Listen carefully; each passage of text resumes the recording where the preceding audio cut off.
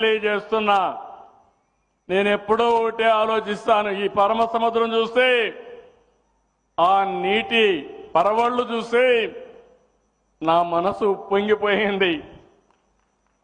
మా వాళ్ళు అన్నారు, సెక్యూరిటీ మీరు దిగొద్దనంటే, కాదు, ఇలాంటి ఆనంద సమయంలో ఒకసారి తిరగాలని పడవలో కూడా ఒకసారి తిరిగి మీ ఆనందంలో భాగం పంచుకున్నాను.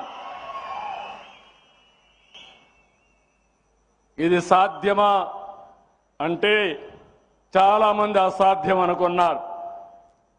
నేను ఎప్పుడు కూడా నా జీవితంలో ఒకటే ఆలోచిస్తాను. ఈ సందర్భంగా ఒక విషయం మీకు చెప్పాలి.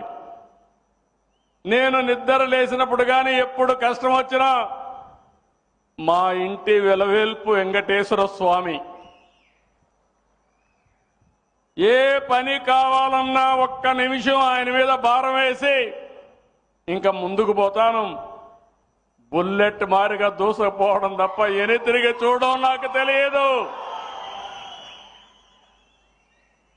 సంకల్పం పవిత్రమైనది. పవిత్రమైన సంకల్పం ఎప్పుడూ బలమైంది. కొన్నిసార్లు కొన్ని ఇబ్బందులు వస్తాయి, కానీ ఆ ఇబ్బందుల్ని అధిగమించితే తప్పకుండా జయప్రదం అవుతుంది. నేను చాలా మీటింగుల్లో చెప్పాను, రాయలసీమ రాళ్లసీమ కానీయను, రాయలసీమని రతనాల సీమగా చేసే బాధ్యత నాదని చాలా స్పష్టంగా హామీ ఇచ్చా. నేను అవన్నీ హామీ ఇస్తే నేను చాలా ప్రయత్నాలు కూడా చేశాను. మీరు ఆ విషయం కూడా గుర్తుపెట్టుకోవాల్సిన అవసరం ఉంది. ఈరోజు ఈ ప్రాజెక్ట్ ఉంది. తెలుగుదేశం పార్టీ 14-19లో 12,500 కోట్ల రూపాయలు రాయలసీమ ప్రాజెక్టుల కోసం ఖర్చు పెట్టాం.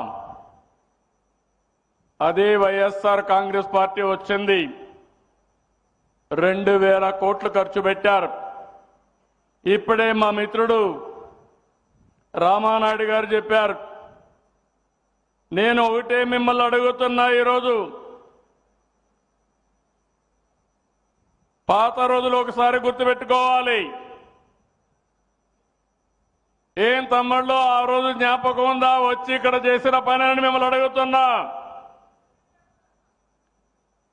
సినిమాల్లో చూశాం, గేట్లతో సెట్టింగులు వేసి నీళ్లు కూడా బయట నుంచి తీసుకొచ్చి ఆ నీళ్లన్నీ కూడా వదిలిపెడితే విమానం ఎక్కే లోపల నీళ్లన్నీ ఇంకిపోయినాయి. అవునా కాదా అని మిమ్మల్ని అడుగుతున్నా. గుర్తుంటే చేతుల పైకెత్తండి. అబద్ధాలు చెప్పడంలో దిట్ట ఆ పార్టీ. అసాధ్యమైన పనుల్ని సాధ్యం చేయడం ఎన్డీఏ. అవునా కాదా అని అడుగుతున్నా. ఈరోజు నీళ్లు వచ్చాయి, జీర్ణించుకోలేకపోతున్నారు కొంతమంది.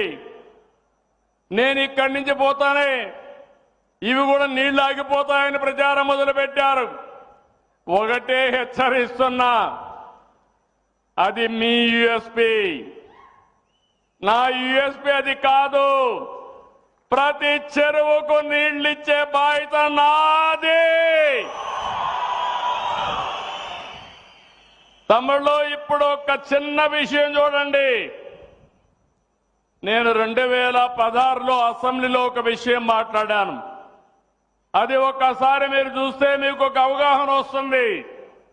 ఎవరు మోసం చేస్తారు, ఎవరు ఈ రాష్ట్రానికి న్యాయం చేస్తారని ఒక ఆలోచన, ఒక ఐడియా వస్తుంది. ముందు ఆ వీడియో ఏమంటారు?